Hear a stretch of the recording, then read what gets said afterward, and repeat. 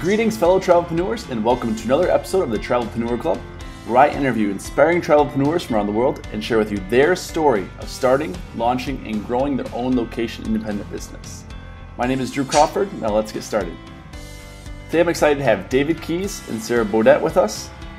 David and Sarah are both ex-Amazon employees turned full-time travelpreneurs. David and Sarah took to the road and launched an online retail business called Nomadica, which sells light and durable travel gear sourced from socially and environmentally responsible companies. Along with their e-commerce store, David and his wife Sarah blog as the Luxpats, a digital nomad family that traverses the world. David and Sarah, welcome to the Travelpreneur Club. Thanks for having us, Drew. Hey, Drew.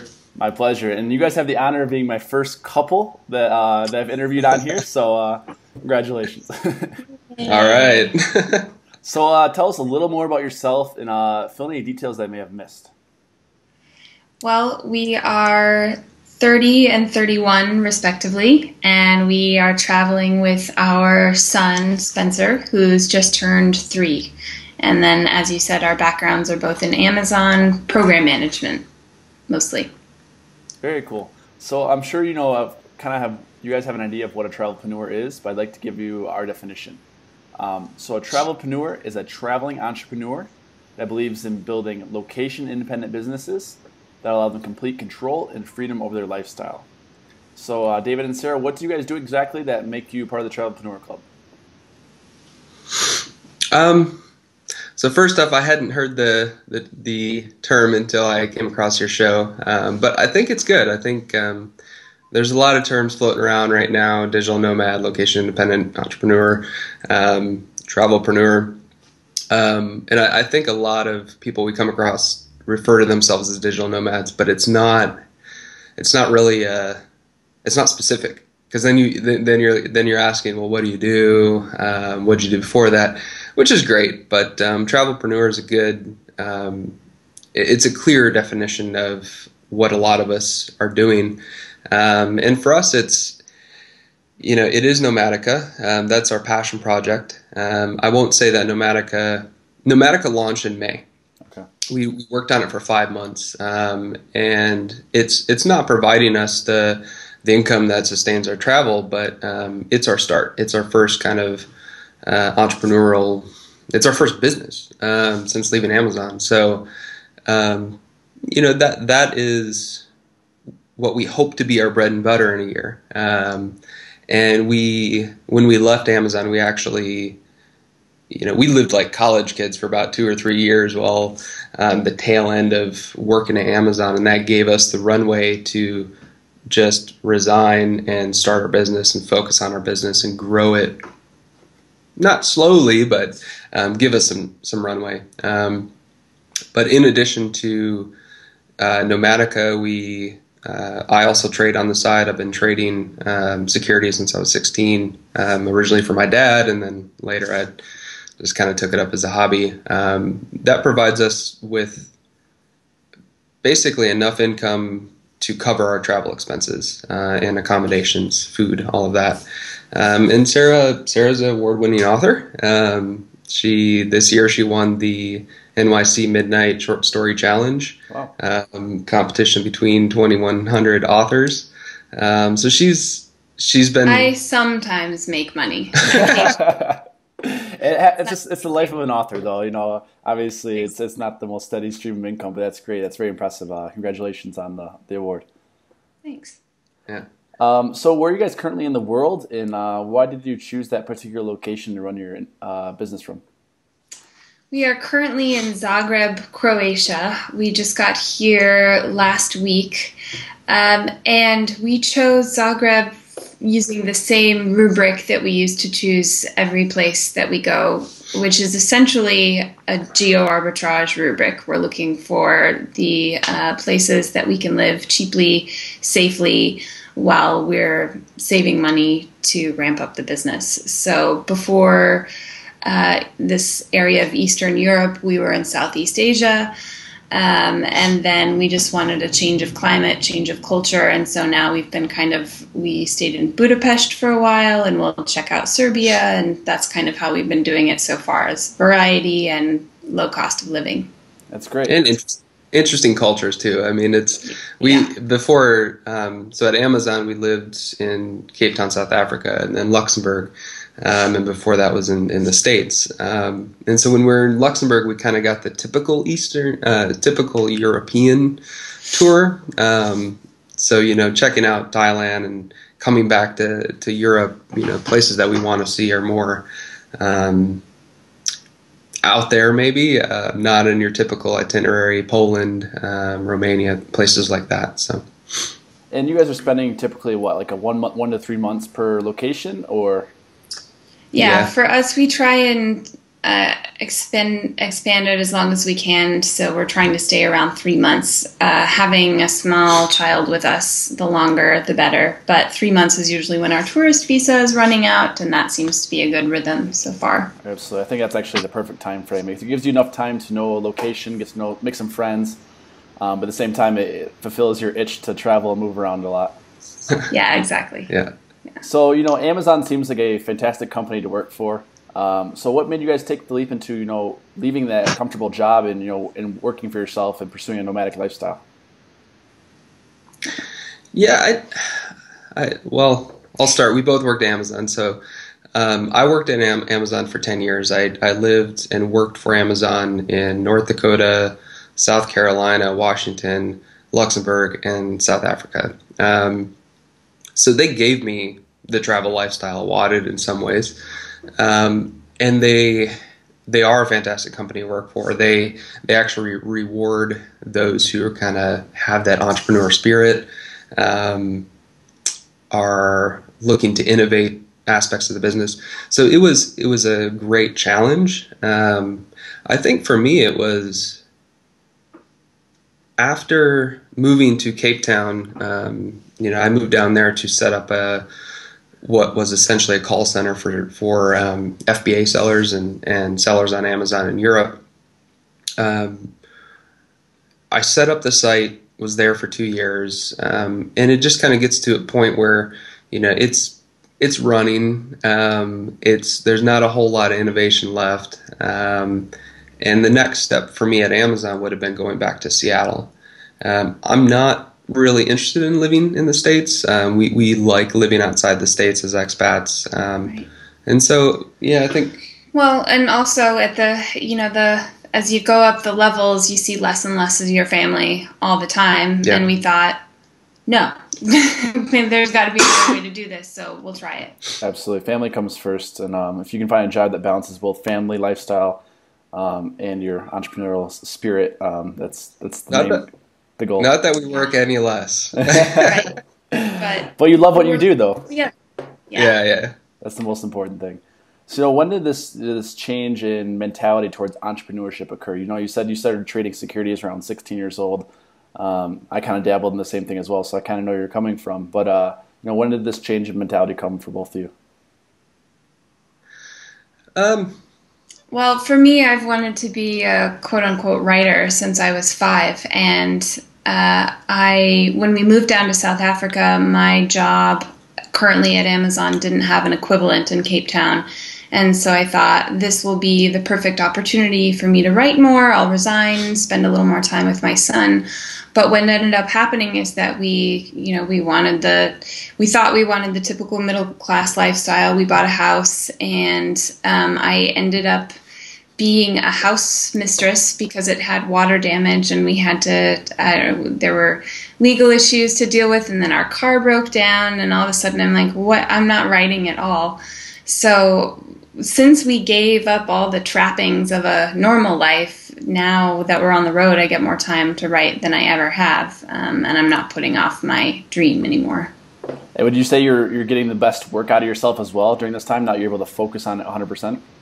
Absolutely. But also the change in environments and the challenges that you encounter feel like mental exercises as well. I think I've read that even taking a different route home from work kind of encourages new connections in your brain. So I feel more creative when we're moving around, meeting new people, meeting cultural challenges. So absolutely.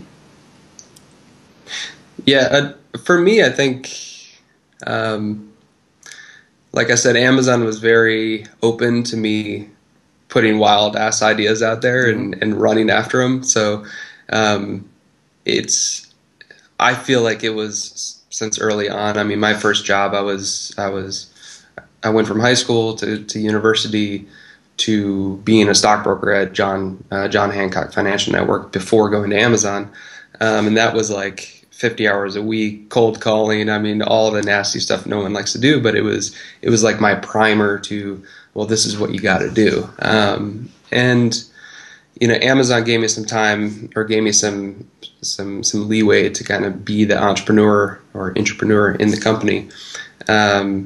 So yeah, I mean, when I resigned, it was like the chains are off. I mean, it's pick my own challenge and I can run. So it was scary as hell, but now it's fun. So yeah. Well, most people, they have comfortable jobs, or that, they have a family just to provide for sure. They have a fear of leaving that comfort zone.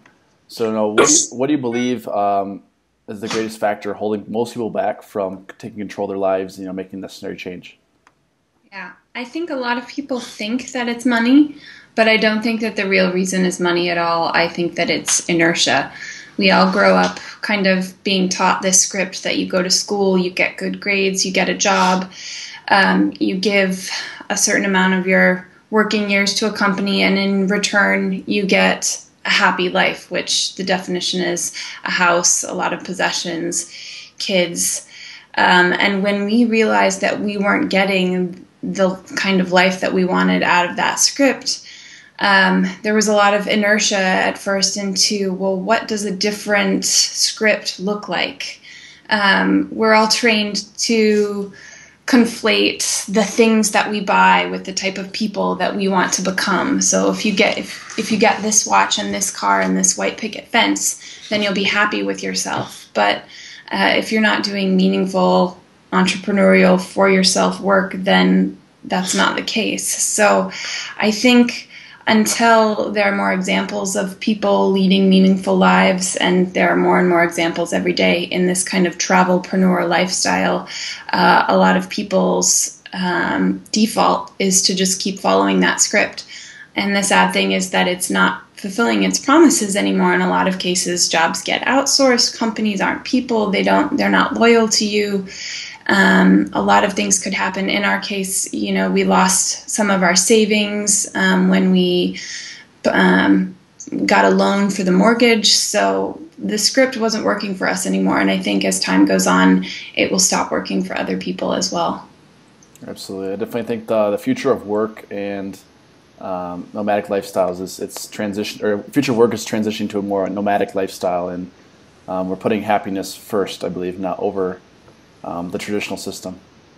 Yeah. Yep. Yeah. Taylor Pearson wrote a great book, End of Jobs, kind of about this whole transition and how we're primed for it.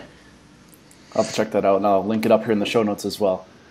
So, David, you briefly talked about it earlier, but I just want to touch back on it again. So does the revenue generated from your business support the lifestyle that you want for you and your family? No. But it's 2 months in. So we, orders are trickling in. I'm having to put on my marketing hat, which is not my strong suit. And that's another thing when you're working in a large company. You can specialize in project management. You can specialize in managing other people. As an entrepreneur, you have to wear all these hats, and it's not just a saying. Like you really do have to. And that's another thing. I think for those leaving the corporate jobs into this lifestyle, or even just their own business, they need to be prepared for that. But yeah, I mean, we're 2 months in. The trading provides trading equities covers our accommodations, our flights, our food, all of that. But in the time that we've been nomadic, it's covered. But it's unpredictable. I mean, I wouldn't bank on it, and that's kind of why we have this project and what we're rolling, what we hope will by the end of the year be kind of our main source of income. So okay. Short answer, no, not Sure. yet, but it's coming. Awesome. So, what makes your story different from a lot of other people that I interview on this show is that you guys are a nomadic family in terms of you and Sarah as a couple and your son as well. So, what is the most difficult aspect about traveling with a child? You can take that. You've got a lot on that. I recently took my son with me alone back to the States for a visit to family, but we also stopped at two different college friends' places, and then we came back here. So I think the difficult thing for us with our son is just really keeping a close eye on his emotional state, how well he's handling the travel, and whether or not he feels secure and safe, because he doesn't have a house that's his own. He doesn't have a lot of toys that are his own. And we found that at least Spencer is turning out to be really resilient. And he'll say, in baby speak, in the new house, I don't want stairs that are so big. Or, let's go back to the island. And we'll say, okay, we're going back to the island this fall, so that's great. So it's been way easier than we thought it would be, and it's just this last trip we kind of saw what the limit was. He saw a lot of people in a really short span of time, and it's taking him a while to adjust again. But now that we know those limits, and you just watch them really closely, do they feel okay? And he does most of the time. That's probably the most time-intensive part of it. Absolutely. And how old is he now? He just turned 3. Okay. I'm not going to lie. I'm a little jealous of his lifestyle. I wish I was a young traveler. So, just from my personal experience, obviously, at my age, traveling, I've seen the impact it's had on my life. So what do you believe is the benefit of exposing your son to new cultures and new countries at such a young age? Yeah. Well, the global perspective is invaluable. David and I are still learning every day how our mindset, the particular mindset we grew up with in the U.S., differs in all of these ways, both subtle and huge, from other people in the world.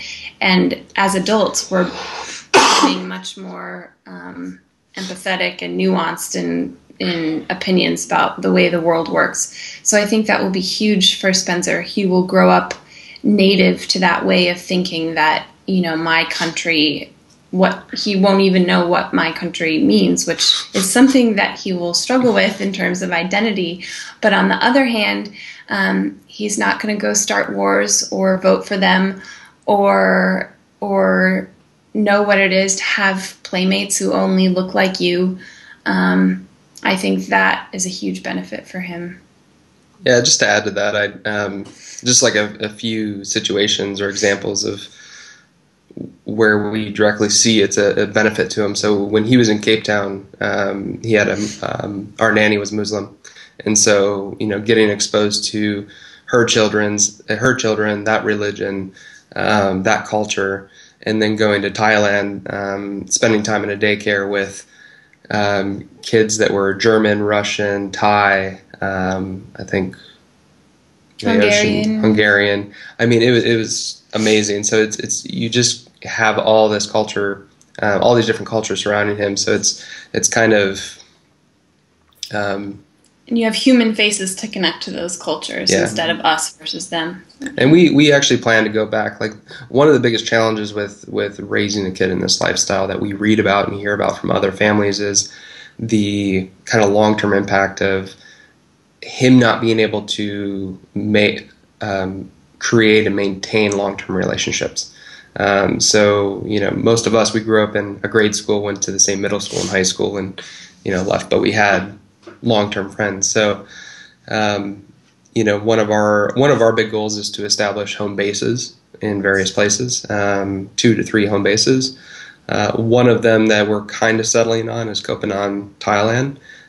Because of that daycare, it's ran by a Hungarian woman with, I think, Russian and German assistants, and the kids are a lot of the kids are actually from expats that live there long term. So being able to go back there 3-4 months a year, seeing the same kids, will help mitigate that common problem with this lifestyle. Yeah. So. Very cool.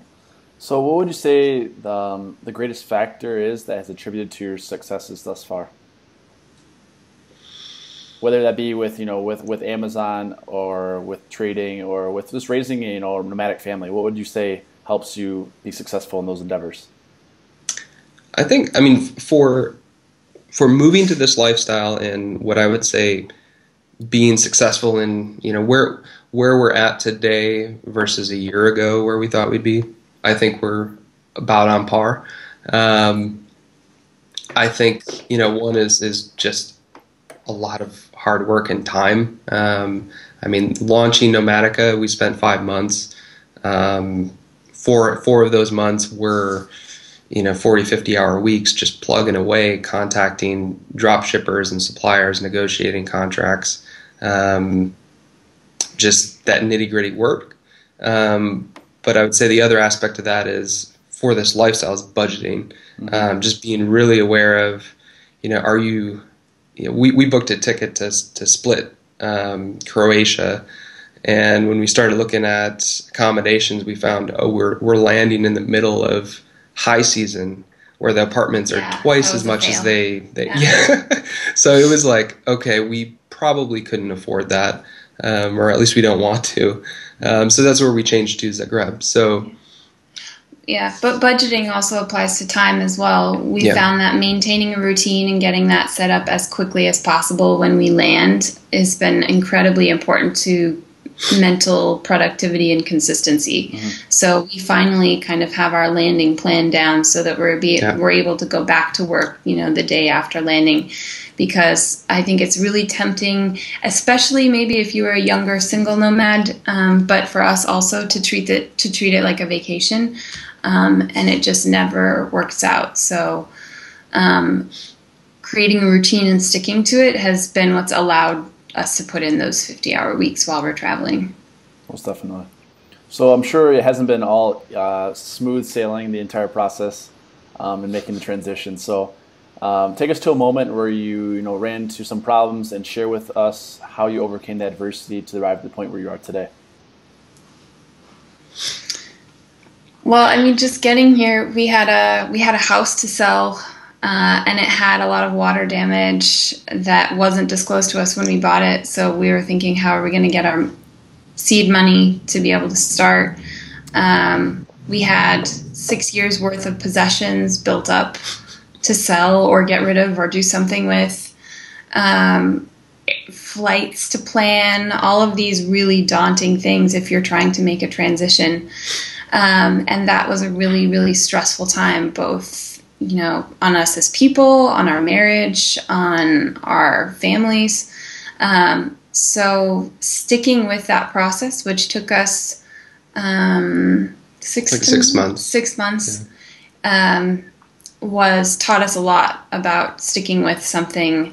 We threw a few things away when we were we've got to leave, we've got to go, but the rest of it, we managed to get through it, sell all of our stuff, sell the car, leave the country, and then not worry too much about what the fear of the actual traveling was going to be like, because that's always, it never lives up to your nightmares. So that was just getting here on the road was harder than living on the road, I think, for me. I can't think of anything in our travels. I mean, we've had flight delays and things like that, but it's nothing. It's Yeah, but I would say definitely just getting started is probably one of the hardest parts in terms of living this lifestyle. Just making that initial decision, and then committing to it, and then following through. And then once you get going, it's kind of the momentum effect. It gets the ball rolling. Yeah. Yep. So what is your number one goal for this year, and how do you plan to accomplish it? Do you know your goal? Yeah. So I suppose kind of two goals, personal and professional. So personal would be setting up those home bases. We really love Cape Town, South Africa. We lived there for 2 years. We bought a house there. It's a really special place. And we are actually going there next after Zagreb. So that is a place that we're kind of eyeing as home base number one. But we're also looking at Thailand, as I mentioned, and then maybe one in the States or one in South America. So we're still kind of searching out those places. But Well, Medellin, we'll definitely take a look at Medellin. It's a great place. I've read about it a lot. I definitely want to check it out. Yeah. By far my favorite. Yeah, we should go there. Yeah. Professionally, I think this year, breaking even on Nomadica, it wasn't. I didn't put a whole. I think we spent more on structuring the corporation itself than inventory and you know, the fees and stuff to create the e-commerce site. So it wasn't a massive investment, but yeah, I think this year just breaking even would be probably a good enough goal professionally for Absolutely. it. So, as a quick question in terms of Nomadica, are you guys using a drop shipping business model, or do you actually have inventory that you guys purchased? both. Both. Yeah, Okay. both. So we drop ship major brands. So we have like Patagonia, we have Eileen Fisher, but there's some other smaller companies that hold small inventory themselves, and it's better to purchase wholesale than list it and hope that they have it in stock if someone orders it. So, And some of those companies are the really travel focused, really ethically made, awesome products, like the Piggyback Rider, which is a tiny fold up backpack where your kid can ride on your back, but he or she is standing up. And it's kind of a newish company, and we love the product. So we said we've got to have this on the site. So we bought inventory of that. Very cool. And in terms of fulfillment, how are you guys handling fulfillment? we do. For our inventory, we have a 3PL, third-party logistics. So it's basically just we rent a space at the warehouse and they pull, pack, and ship. I know some people that will do Amazon. The problem is a lot of the retailers that we work with, we can't sell on Amazon, we can't resell on eBay. So yeah, we have our own warehouse. It's pretty inexpensive considering the amount of space that we get. I think it's like $100 a month and then $4 per order or something like that. And they do the product inspection too? Do they do that? No. Okay. No. Yeah, because I know right now the FBA model has been hot the last couple of years, and it almost seems like the point where it's getting oversaturated. But I guess there's still opportunity because there's people jumping in every day, and they must be making some money if they keep on doing it. We have a couple private label products. Yeah, so but we 6 months in December we saw an awesome product. It was nowhere on Amazon. We started the process. It was our first product. By the time we got it onto Amazon, it took us about 6 months. There are already almost there's probably 20 or of the same 40 products. listings of the same thing. It happens so quickly. Yeah. Just gotta find that niche, do it quickly. Yeah, exactly. I think time is of the essence for sure. Yeah. So the Travelpreneur Club is made up of both established and aspiring travelpreneurs. So what is one of your favorite books? You guys can both say one if you'd like, that you believe would really resonate with the audience.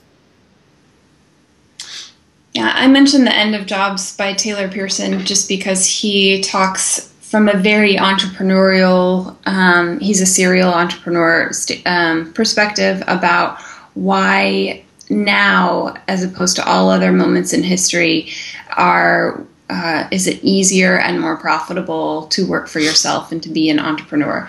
So technology that allows us to do what we're doing, basically to not touch any part of physically touch a manufacturing business that we're running. All of the tools have kind of been democratized. And he also talks about how when you're following the traditional script, people are switching jobs, corporations are outsourcing. It's not the work at one company for 20 years and get a pension model anymore. So then in some ways, being an entrepreneur now is actually your best bet for long-term security if you don't want to put your future in somebody else's hands. Cool. So that's a great book, really easy to read, and very inspiring if you're thinking about the lifestyle. Okay.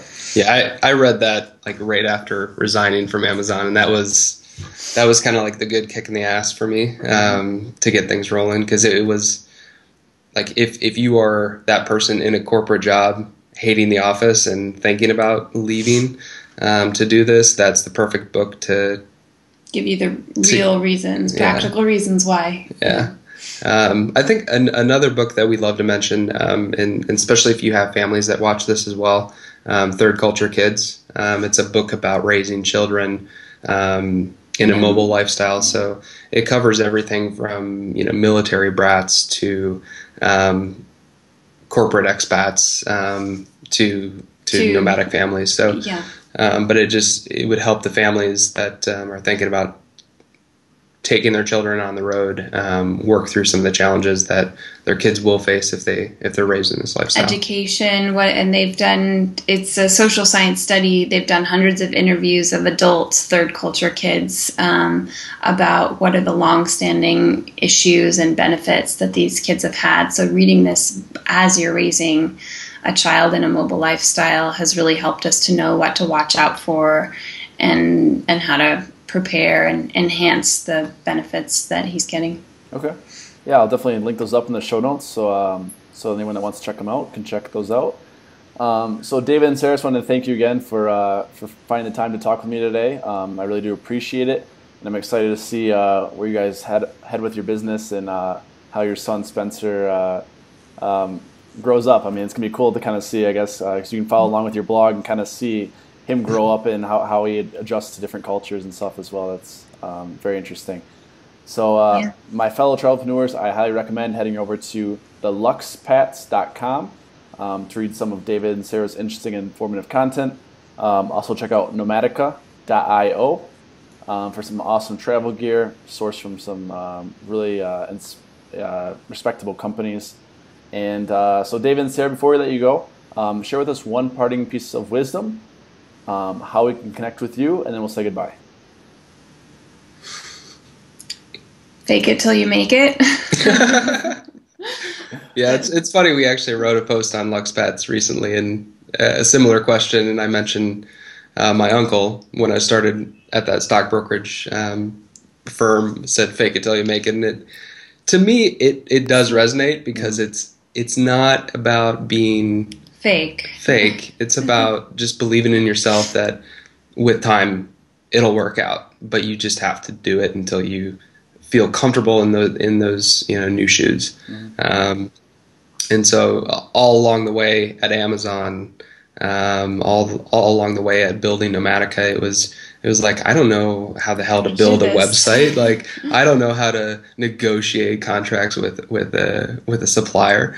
But you pick up the phone, you shoot an email, you start working through it. So I think that's figure it out. Yeah, I think that's a good piece of advice.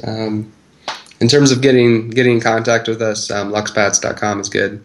I have a consulting site, travelingpm.com. Not really looking to consult, but if you got a nasty problem that's project or program related, I'm willing to help you, I suppose. Very cool. So, well, yeah, thank you again. It's been great, and we look forward to see what you guys do next. Yeah, maybe we'll see you in Medellin. Absolutely, that'd be awesome. All right, take care. Cheers. Thanks, Drew. Thanks, Drew. Bye. Thank you so much for watching today's episode. It would mean the world to me if you would subscribe below and share this video with a friend that you think it would help. If you'd like this interview in audio format, you can click above right there to subscribe on iTunes or Stitcher. And don't forget to head on over to thetravelpreneurclub.com for more inspirational content that'll help you begin your journey as a travelpreneur. Until next time, take care, my friends.